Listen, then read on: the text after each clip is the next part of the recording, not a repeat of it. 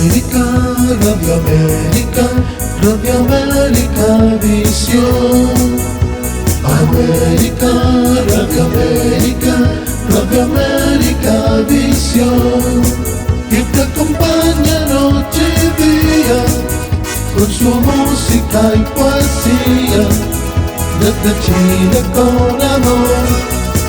Y te acompaña noche y día con su música y poesía, desde Chile con amor. América, Radio América, Radio América Visión. América, Radio América, Radio América Visión. Radio América.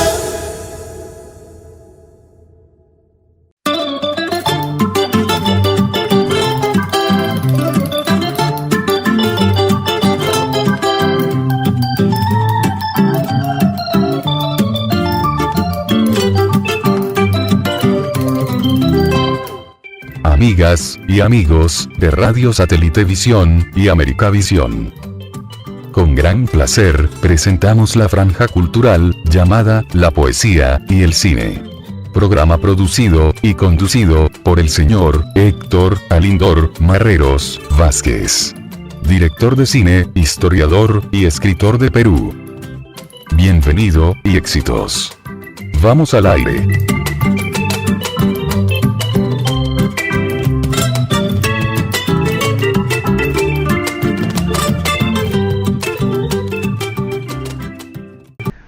¿Cómo están? Bienvenidos ya al programa de todos los miércoles, La Poesía y el Cine. Mi nombre es Héctor Marreros y les doy una cordial bienvenida a nombre de Radio Satélite Visión y América Visión de Chile y del gerente general, la señora América Santiago, asimismo de todo el equipo de producción de Perú. Hoy vamos a tener una gran entrevista. Hoy vamos a tener a la peruana que radica allá en Washington, a la señora Carmen Concha. ¿Cómo estás, Carmen? Bienvenida a la franja cultural, La Poesía y el Cine. ¿Cómo estás, Héctor? Encantada de saludarte, encantada de saludar también a todos los oyentes, a tus órdenes. Yo encantado de verdad de tenerte y agradecerte profundamente por este gran espacio, y ustedes van a escuchar esta gran entrevista de esta famosa escritora peruana que radica allá en Washington. Cuéntanos, ¿cuándo te inicias en la narrativa corta, en la minificción, Carmen? Bueno, Héctor, yo me inicio más o menos en el año 1994 y comienzo a escribir viñetas, pequeñas anécdotas, y que a veces trascienden un poquito más de lo que son realmente las anécdotas. Es decir, comienzo a jugar con la sociedad, con un poquito de filosofía, en fin. Y yo no sabía que eran mis inicios del microrrelato. Yo abandono, publico un libro y dos académicos me apoyan en mis inicios, en esta etapa en ciernes, y abandono, y posteriormente inicio mi carrera en la literatura con mi maestría. Así que hay una pausa, posteriormente hay una pausa, y yo retomo muy en serio la microficción, el microrrelato, en el 2021, que es cuando me matriculo en la Escuela de Escritores de Madrid. Y ahí conozco a Ginés Cutillas, un gran exponente del género, que dijo cosas claves en estas 12 semanas aproximadamente, con foros de discusión, porque cuando no hay foros de discusión no avanzamos. Esos fueron mis primeras etapas, ¿no? Pero qué maravilloso, Carmen. Carmen, cuéntanos cómo es o cómo ves tú el punto de vista de este movimiento poético en Latinoamérica y sobre todo de la narrativa corta allá donde vos radicas. Yo radico en Washington, en la zona Pacífico, no en Washington DC, sino en el estado. Por lo tanto, acá en español hay movimientos, hay instituciones que promueven el microrrelato, la poética y sobre todo el cuento, ¿no? La narrativa tradicional, digamos. Pero mi estado es muy pequeño, no es como Miami, que que tú encuentras grandes editoriales. Pero aquí en mi zona, retorno, hay dos instituciones como Seattle Escribe, que es a 2 horas donde yo vivo, y Hugo House, que también promueve literatura en español, pero es muy reducida, ¿no? Pero yo veo que hay gente que está caminando, y que está caminando bien en el relato corto, porque el microrrelato, honestamente, es un género donde mucha gente se está colgando del género sin tener una base, y para mí es muy importante, es una opinión muy personalísima.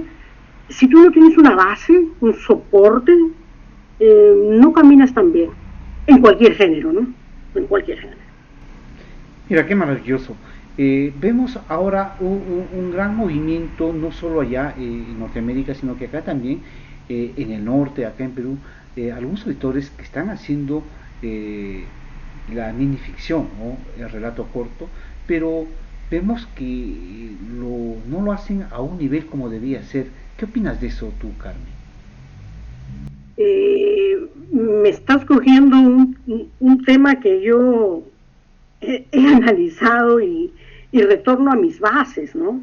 A mis estudios, y pienso que el microrrelato está siendo menospreciado. Todos quieren hacer microrrelato gracias a una palabrita que se ha difundido en el mundo entero, en Hispanoamérica, y te lo digo con mucha base, porque están diciendo que es breve, y no es breve. La palabra precisa, la palabra adecuada es que el microrrelato es conciso. Si tendríamos que englobar toditas las características, todos los decálogos incluso que han salido referidos al microrrelato, yo diría que es conciso. Porque si tú dices que algo es conciso, es que tú estás diciendo que es económico, que hay una exactitud y una eficacia, y que por supuesto contiene brevedad. Me explico ante los oyentes. Es como tu mano. Tú no puedes decir que el índice es la mano, ¿me entiendes? Tú dices, con la mano cojo, es decir, como si la mano fuera el sinónimo de conciso, pero tú no vas a definir por un dedo la mano, ¿me entiendes?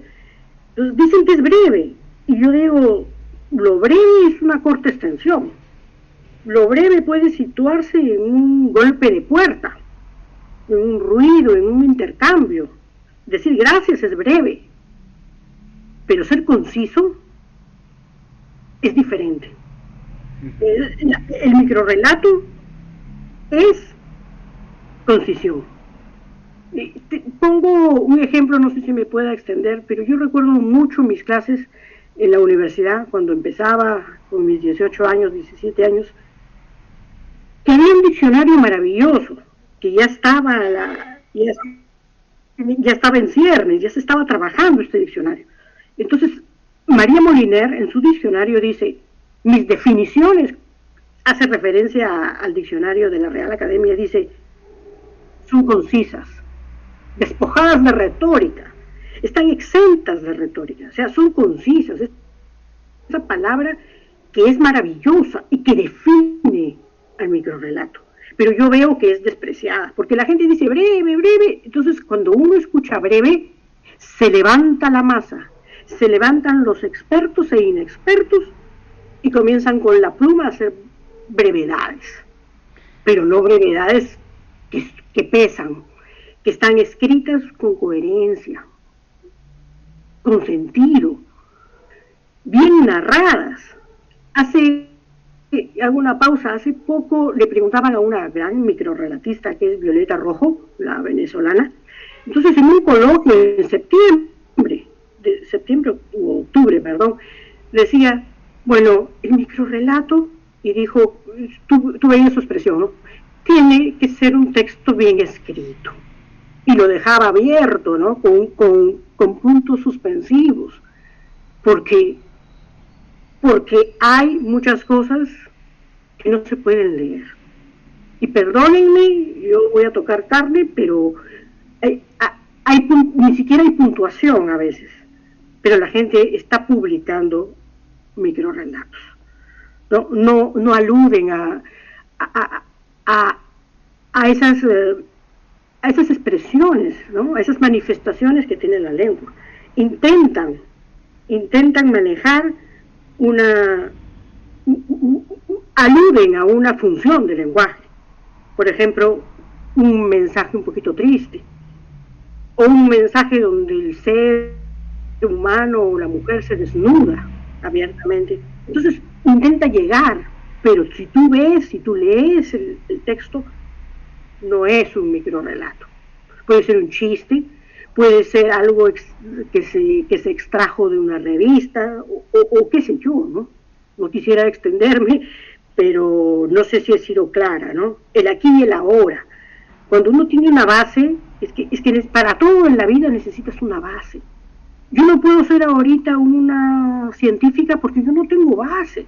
No porque me dicen, está el boom de que todos pueden ser ahora poner inyecciones. No, señor. Hay que tener respeto siempre por este cuarto género. Y soy la primera que abogo. Si hablamos de este microrelato, Carmen, ya que estás tocando el tema, ¿cómo ves la acogida de la nueva generación al microrelato? No al relato breve. El microrelato. La nueva generación, como te digo, como se llama micro, entonces dice, es pequeñito, ahí puedo entrar. Pero como te repito, no hay golpe estético en muchos. O le dejan libre al lector y dicen, repiten como papagayos, o no, es que el lector va a sacarle el final. El lector va a sacarle 200 finales si tú has puesto una clave en el enunciado, ¿me dejo entender? Uh-huh. Si el enunciado no está, es como tu rostro, para los oyentes. Su rostro dice mucho. Su rostro puede manifestarnos congoja, tristeza, algo, una historia, una marca, etcétera, ¿no? Igual el microrelato. Pero si tú no has puesto las bases, tú no has puesto, como se dice ahí, el flechazo, una precisión, un sentido, a través de los enunciados, se pierde. Entonces, ¿hay acogida? Sí. Yo me pregunto qué tanto se lee. ¿Se ha leído a los antiguos, al canon, a los que pertenecen al canon? Y hay algo fundamental. ¿Se ha leído de todo? ¿Se ha acudido a los buenos libros siempre? Porque si tú quieres ser escritor, perdónenme, pero hay que haber leído.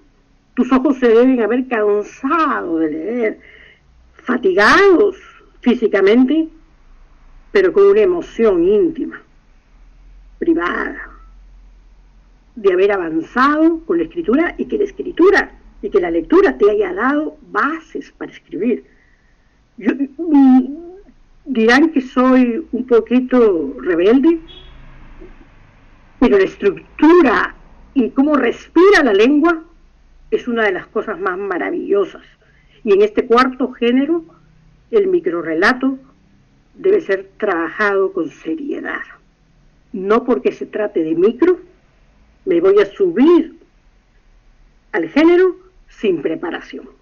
Estamos en una gran entrevista con la peruana que radica ya en Washington, Carmen Concha. Carmen, hablemos del premio Nobel, Mario Vargas Llosa. ¿Qué significa en la vida de Carmen y de su familia?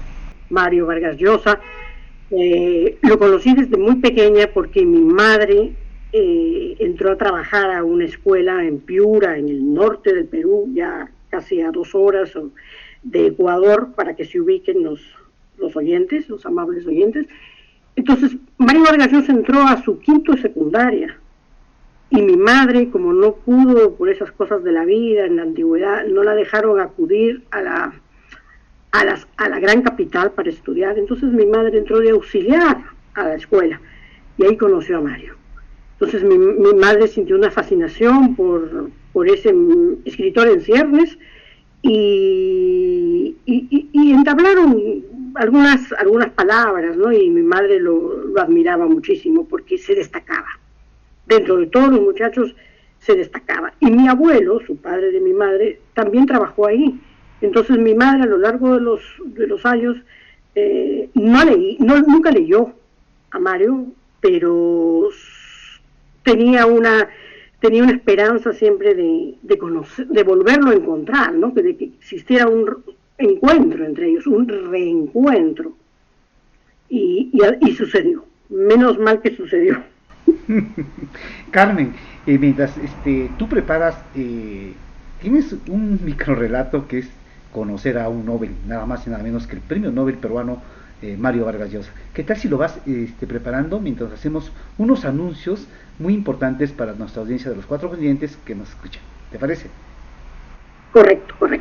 Muy bien, atención estimados oyentes, próximamente se viene el estreno de la nueva película peruana italiana El Ragao, basado en el cuento de Abner Piera Quesada, ¿ya? La nueva película de Héctor Marreros. Nos cuentan que ya está el tráiler oficial que estará saliendo la próxima semana, justamente para el estreno del Festival Internacional del Cine de Ayacucho 2023. Así que Ragao llega a este festival y próximamente en Roma. Asimismo también habrá una muestra fotográfica de todo el rodaje, las fotos de toda esta hermosa producción que se ha grabado en la hermosa Cajamarca y en la Sierra de la Libertad en Taurija, Patás, ¿no? Así que están todos cordialmente invitados, atentos a las redes sociales, ¿no? Y próximamente ya llega a cartelera. Continuamos en nuestra gran entrevista con la escritora Carmen Concha Noble. Carmen, te escuchamos el microrelato Conocer a un Nobel. Hago un hincapié que yo lo trato como si fuera una crónica, una brevísima crónica, y creo que se le podría dar unos ajustes para que pueda llegar a ser un microrelato, ¿no? Pero tú sabes que el lector puede decidir, ¿no? Tanto una poesía puede ser, incursionarse o verse como si fuera un microrelato. Mi pequeña crónica dice: conocer a un Nobel. Mi madre, mi futura madre, auxiliar en una escuela, quedó fascinada con la personalidad del joven Vargas Llosa. Ella, 20. Él apenas 16. Con ese puñado de años, él propiciaba comentarios en toda la escuela. Imponente, astuto, periodista en una redacción, agitador de una huelga estudiantil y ávido por el quehacer cotidiano de todos. De mucho se fue apropiando Mario, sobre todo del aprecio y su celeridad para capturar el mundo. Un día pasó apurado por el patio de la escuela y caminó al parejo de mamá, y llevaba periódicos y casi se cae a sus pies en tono suplicante. Ella seguramente hubiese sacado fuerzas de debilidad para ayudarlo a levantarse, claro, excepto si al caer le hubiese desajustado su falda kilométrica. Mamá contempló y admiró al joven durante su último año de secundaria. En 1955 contrajeron nupcias. El apuesto Mario se casó con la tía Julia. Mamá celebró su enlace con mi padre en esa tierra tan bien recreada por Vargas Llosa, sobre todo la controversial Casa Verde, que dio título a uno de sus libros. Pasado un tiempo, la democracia trajo ferias a Lima. Una tarde inolvidable, mamá enrumbó conmigo a la feria del libro más concurrida.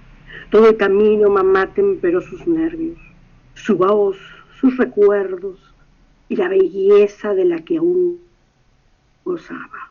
Ay, parece que fue ayer. En el stand Six Barral, Mario se levantó y abrazó a mamá. Conversaron y conversaron. Aludió al padre de mi madre, su profesor. Me firmó La guerra del fin del mundo. Ese fue mi inicio literario. Conocí los dientes ladrillos de su hija Morgana. Vi las manos aporcelanadas de mi escritor y el color de sus ojos muy similares a los de mamá. Vargas Llosa olía riquísimo y hablaba exquisito. En casa, mamá rehusó quitarse el abrigo. Años después apoyé su candidatura presidencial. Recuerdo que les decía a todos que eran unos ignorantes si no apostaban por el escritor. Muy lejos de la patria, ambas, 2010. Recuerdo que el corazón de mamá tembló a borbotones, como antaño cuando le dije que Vargas Llosa había ganado el Nobel de Literatura. El Alzheimer, en ciernes, no le había robado ningún recuerdo de Mario. Crónica tan maravillosa, que es muy inspiradora, es un viaje, ¿verdad? Es un viaje, qué hermoso, ¿no? Ahí me transporta a la época de tu madre en que haya conocido al Nobel, y digno de ser llevado a una película. La verdad que tiene mucho encanto esta crónica, ¿no? Gracias, Héctor, y yo te lo envié sin conocerte, y les digo a los oyentes que gracias a esta crónica es que surgió esta entrevista. Yo no, ni tú ni yo la pactamos, simplemente yo dije, a gente importante le voy a enviar mi pequeña crónica, y entre ellos estuvo este gran cineasta que eres tú. Muchas gracias, Carmen. Carmen, un punto de vista muy primordial, muy principal hoy en día en la sociedad. ¿Cuál es el punto de vista de Carmen Concha acerca de esta crisis lectora que enfrentamos hoy en día? Bueno, el punto es muy serio, y a mi modo de ver realmente la crisis se produce porque algo no funciona, en general, ¿no? Lo vemos a diferentes planos, ¿no? En el político, por ejemplo en Argentina, por citar un caso que tiene relevancia mundial. Entonces, falta preparación y manejo en los profesores, porque los alumnos pasan 7 horas en una escuela, y la crisis, y si no se manejó, y si no se maneja y no hay libros en casa, porque ya no lo hay físicamente, entonces estamos vivimos una revolución del libro a través de las redes, a través del ebooks, etcétera, Xbooks, perdón. Entonces se piensa que el libro, siempre se ha pensado que el libro va a desaparecer. El libro no va a desaparecer, el libro seguirá siendo siempre libro y libre. Entonces hay distractores, hay muchísimos distractores, mucho más que antes, que en mi infancia, por ejemplo. Entonces, se debe abordar la lectura, ¿cómo presentas a los jóvenes la lectura? Y yo incido en los jóvenes porque es el semillero, porque es el futuro. Entonces hay que hacer un balance. ¿En qué estamos fallando? ¿Estamos dando demasiada producción sin calidad? Porque yo a veces les pregunto a los niños, pero ¿por qué no lees? A los jóvenes, ¿no? Indirectamente. ¿Por qué no lees? No, hay que flojera, qué aburrido. ¿Será aburrido lo que estamos emitiendo? ¿Estará mal escrito? Entonces la crisis lectora atiende a los padres, pero si los padres fallan, por ejemplo, ¿no? Hay un gran escritor español y dice, yo me crié en las bibliotecas públicas. ¿Quién no fue a una biblioteca? El que no ha ido a una biblioteca física de mi generación y de la tuya, pues no puede ser un lector. No es un hombre, no es un ser humano que produce. Entonces, la crisis está que no se está ¿qué tanto producimos? ¿Cómo estamos llegando? Los maestros son fundamentales. Si el padre falla, está el maestro. Está el maestro que lo ve todos los días, igual que el padre, 5 días a la semana. Entonces tenemos que estar preparados. Yo a veces envío, te lo digo en forma muy particular, que estamos hablando de lo que es la crisis lectora. Gente no quiere leer, ni siquiera porque le dices un minuto de su tiempo. 99 segundos a veces pongo yo. Pero cuando me leen, me están buscando. Entonces, ¿cuál es mi marketing? Decir, lo vas a leer en 1 minuto. Mi marketing también reincide en en la economía, en ser económica, en dar mucho usando poco espacio, enunciados concisos, porque ya no estamos en el mundo donde el adjetivo te va a llevar a muchos lados, excepto que sea un adjetivo muy, muy literario, ¿no? Entonces, hay gente idónea que promueve la lectura.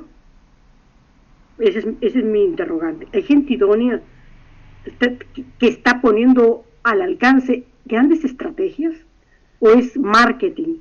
Quiero que se venda, pero en la venta va a haber lectura. En los que adquieren va a haber una lectura fecunda. Los grandes, ¿qué están haciendo los grandes también para fomentar la lectura? Estamos viendo el marketing que se está haciendo de Mario Vargas Llosa, por ejemplo, ¿no? De su último libro. Él ya no va a ir a las ferias, por ejemplo, ¿no? Se me acaba de ocurrir un buen caso. Él no va a ir a las ferias del libro. Tiene 87, ya se va para 88. Entonces él no va a ir a las ferias del libro. Su libro se va a vender. Estará la promotora, ya no está, la que lo llevó a la fama, ¿no? La que trabajó por el boom. Hay diferente estrategia. Entonces, mira cómo su hijo ha puesto y ha dicho que cómo está dándole publicidad a la novela, y nos da un recorrido por el norte del Perú, que es el escenario un poco, en cierta manera, de su última obra. Le dedico mi silencio. Pero hay estrategia, te das cuenta cómo hay una estrategia. Está presentando, y el hijo dice, ¿no?, que todo ha sido grabado con los celulares, ¿no?, que no ha sido editado, no es algo muy profesional al 100%. Pero hay estrategias para que se venda, para que se lea, porque la venta debe traer una lectura.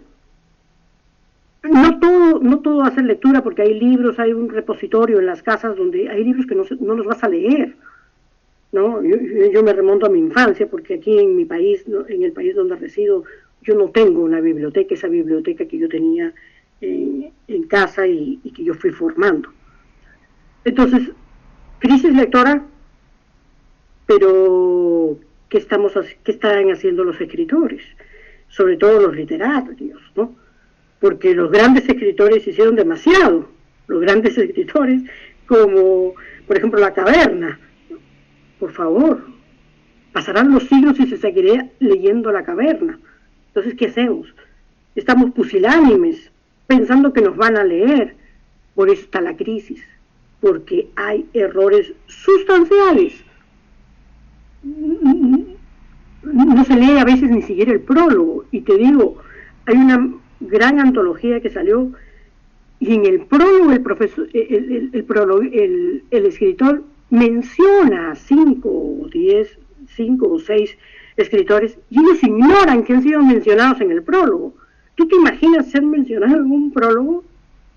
Yo me hubiese hubiese saltado, hubiese brincado, hubiese dicho gracias, y le hubiese mandado hasta una misiva, una nota, porque no se lee.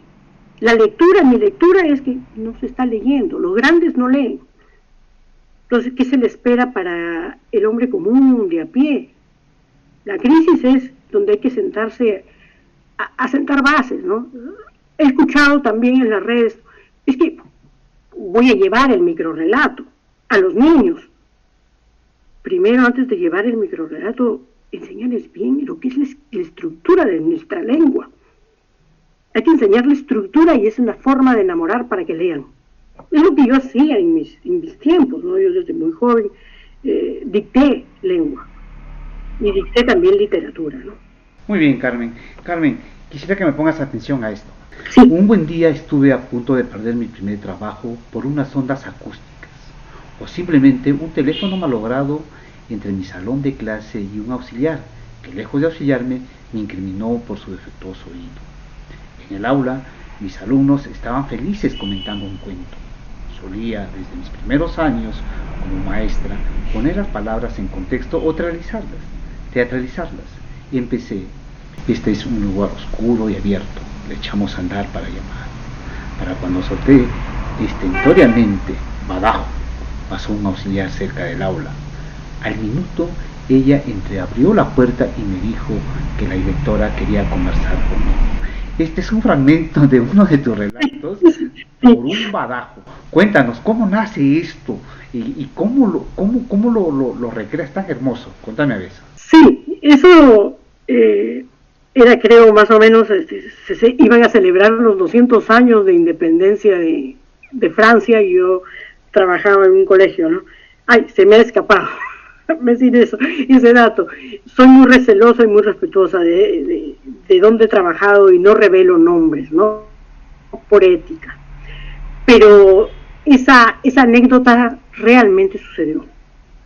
Cuando uno es joven, y yo suelo hablar muy alto, a veces no modero mucho mi voz y pido disculpas, entonces yo he tratado siempre de enamorar a mis alumnos.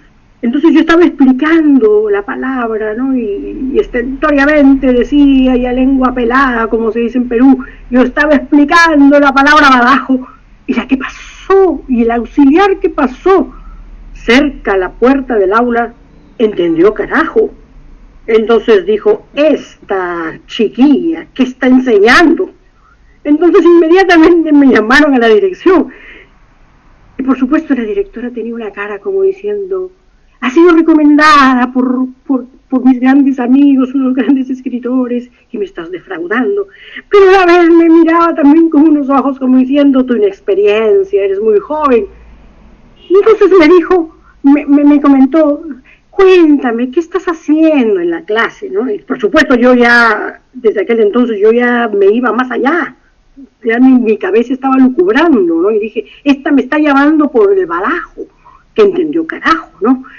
Entonces me dijo, ¿qué estás haciendo en clase? Le dije, ay, como siempre, yo disfruto mis clases, ¿no? Y los alumnos han estado, y entre mis alumnos estaba el hijo de uno de los más grandes pensadores que ha tenido Perú, que es Pablo Macera. Yo lo he tenido como alumno. Pues a mí no me digan que no se puede enseñar. Este chico fue brillante, como muchos en el aula, casi todos. Entonces yo le explicaba a la directora, ¿no? Volviendo al tema, le explicaba y le decía detenidamente y con pausas, le dije, estoy explicando badajo, ¿no? Y yo quisiera que los alumnos se transportaran, ¿no? A las catedrales, y la señora ya comenzó a sonreír y las manos le temblaban, ¿no? Y yo estaba explicándoles, y yo retornaba, ¿no? Y enfatizaba la palabra badajo frente a mi directora, ¿no? Frente a mi superior, a mi voz, a mi jefe. Entonces me dijo, Charo, ¿no? Porque Charo me llaman en Perú, ¿no? Yo soy Carmen. Por favor, retorne al aula, usted sabe que ella... Nunca me dijo porque me llamó. Ni yo se lo pregunté porque era obvio que ella me mandó a llamar preocupada por esta persona joven que cosa está hablando en mi aula. Después nunca más me dijo nada, ¿no? Y cada vez que yo le presentaba y yo hablaba de la lengua, ella se emocionaba, ¿no? Y después me decía, le voy a tener que cortar con muchísima tristeza, le voy a cortar con mucha tristeza, pero así nació por un badajo. Así nació por un badajo, porque tienes que llegar. ¿Cómo me gustaría recorrer con mi mochila, con mis buenos tiempos, con mi grabadora, recogiendo el habla de la gente, la riqueza del habla? Bueno, Charo, yo te quiero comentar, sí. Me impresionó por un badajo. La verdad que luego de terminar la entrevista, yo creo que, estimados oyentes, próximamente lo verán en la pantalla grande, por un badajo. Me encantaba.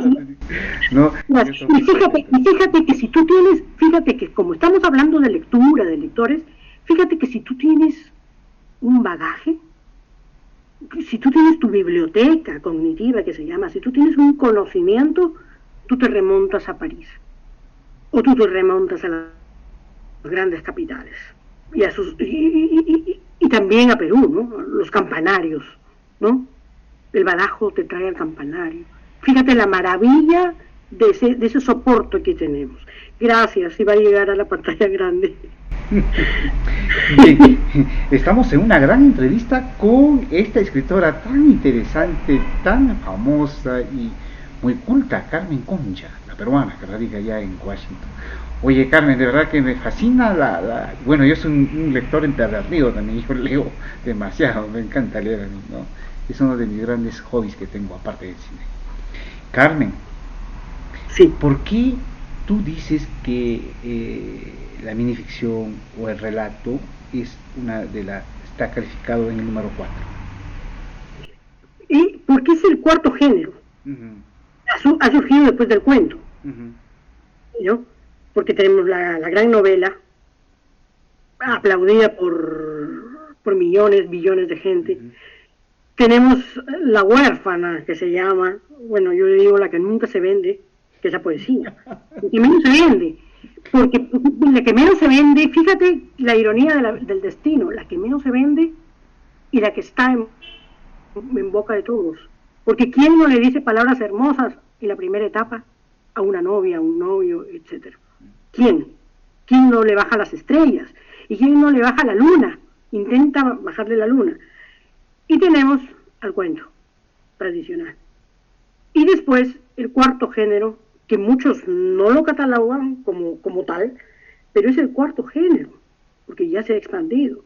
Y podemos retomar, ¿no?, que es un género híbrido, o sea, tú encuentras, se está diciendo híbrido también, y tú me dirás, ¿por qué digo esto? Porque no es solamente del microrrelato, porque ya estamos viendo novelas maravillosas, novelas donde hay periodismo insertado, donde hay poesía, donde hay incluso hasta ciencia, donde hay unos diálogos que superan a la novela tradicional, entre comillas, ¿no? Entonces, es un cuarto género. El microrrelato es un cuarto género y por lo tanto merece todo el aprecio. Yo no podría ahorita decir, yo no podría dictar una cátedra de física si es que no la llevo con un poema. Anne Carson, por ejemplo, tiene un poema maravilloso. Entonces, yo puedo sustentar algo. Si tú me dices, da una clase de física, yo te voy a decir, yo no he estudiado para ser físico. Entonces, yo puedo ilustrar con un poema. O sea, ese es mi argumento. Por lo tanto, digo, el microrrelato necesita seriedad, necesita un soporte, que la gente conozca un poquito de lo que es la estructura de la lengua. Yo te puedo decir, mientras llovía, pero yo te digo, mientras, cuando estamos conversando, estoy tomando agua. Es diferente. Hay una estructura de la lengua. Entonces el microrrelato es un cuarto género. Lo es. Qué interesante. Fíjate que yo siempre en cada entrevista aprendo algo, ¿no? Hoy aprendí que le dicen huérfana a la poesía, que no se vende, pero que sí lo tienen presente. Qué lindo, ¿no? Sí. Estuve en una gran entrevista con la peruana Charo Carmen Concha, ¿no? Hablando del microrrelato, el cuarto género, ¿no? Qué lindo, yo te felicito, Carmen, de verdad.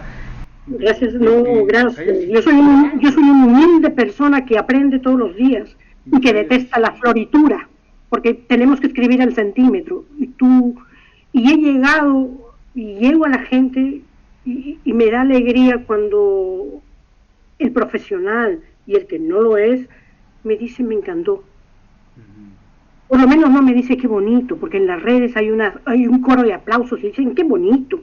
Por favor, no tienes nada más que decir qué bonito. Bonito dice cualquier persona. Sí. Bueno, Carmen, de verdad que...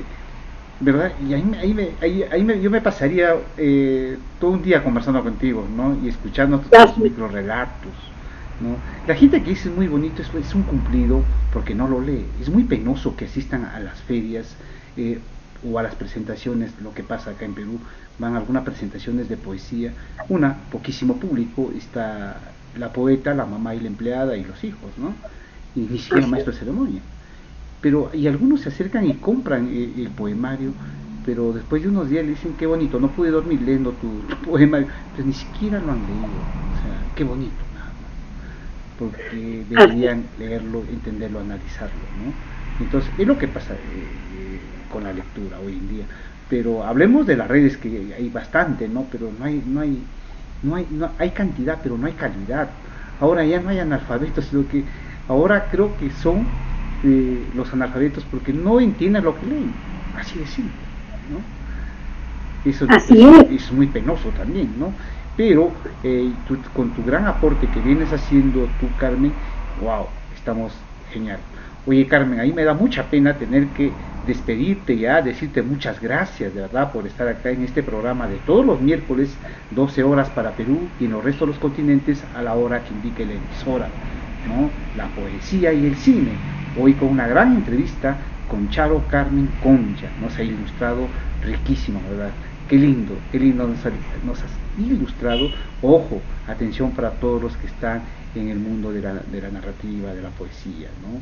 Carmen nos ha ilustrado, qué bueno, y nos ha invocado a leer. Es lo más hermoso que debe ver. Es un viaje turístico totalmente gratuito, imaginario. Lo que decías tú cuando leemos por un badajo, ¿no? Qué hermoso. Carmen, yo te agradezco profundamente y te deseo todos los éxitos y ojalá nuestra audiencia ya próximamente vea en la pantalla Por un badajo. Todo está en nuestra escritora. ¿Verdad que me he impresionado? Me he quedado porque tiene unas figuras hermosísimas, ¿no? Concretas y precisas, ¿no? Carmen, muchas gracias. Tus palabras finales hacia la franja cultural, la poesía y el cine. Gracias, Héctor. Gracias realmente por este espacio, por permitirme, por la entrevista tan brillante y tus preguntas tan precisas, ¿no? A los amables oyentes, invoco la lectura. Es el repositorio de la forma como vas a tratar al ser humano, de cómo te vas a tratar tú, cómo te vas a mirar en el espejo y cómo te vas a mirar interiormente, que es lo más maravilloso. Gracias, finos oidores, radioescuchas. Infinitamente ha sido un placer enorme poderme comunicar con ustedes y lanzar algunos pensamientos, indudablemente respaldo. Y el respaldo es mi lengua, la lengua que amo y por la que seguiré abogando. Y en mis redes en Google pueden encontrarme. Ponen Carmen Concha Nolte y aparecen la mayoría de mis escritos. Ahí me tienen, critíquenme, ustedes son libres. El lector, una vez que el texto ha salido, ya no le pertenece al escritor, le pertenece al lector. Muchas gracias, apreciados oyentes. Gracias a la poesía y el cine. Y a Héctor, un abrazo gigante, mi querido y respetado hombre de radio y de cine. Muchas gracias, Carmen, de verdad. Carmen, ha sido un placer. Estimados oyentes, tuvimos una gran entrevista con la escritora peruana que radica allá en Washington, Charo Carmen Concha. Bueno, antes de irme del aire, quiero decirles que este fin de semana se acaba de concluir el rodaje del nuevo cortometraje Ahora que no estás, basado en el poema de Juan Caicedo, de Lambayeque, Perú, ¿no? Así que próximamente estará también en las pantallas y en grandes festivales literarios. Un saludo para Guayaquil, para la escritora Roma Moreira y Patricia Morán. Un abrazo. Bueno, conmigo será hasta el próximo miércoles, en que venga con un gran invitado. No me pierdan de vista, ¿no? Muchísimas gracias a nombre de Radio Satélite Visión y América Visión de Chile y de todo el equipo de producción de Perú, asimismo de la gerente general, la señora América Santiago. Dios me lo bendiga y conmigo será hasta el próximo miércoles. Chao, chao.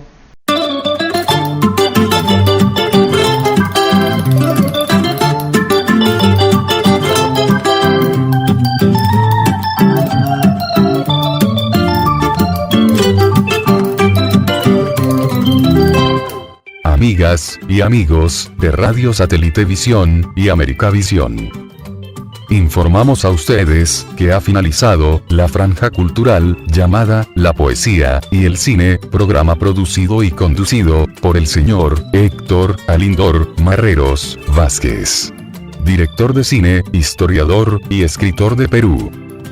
Gracias por acompañarnos en sintonía. Hasta luego.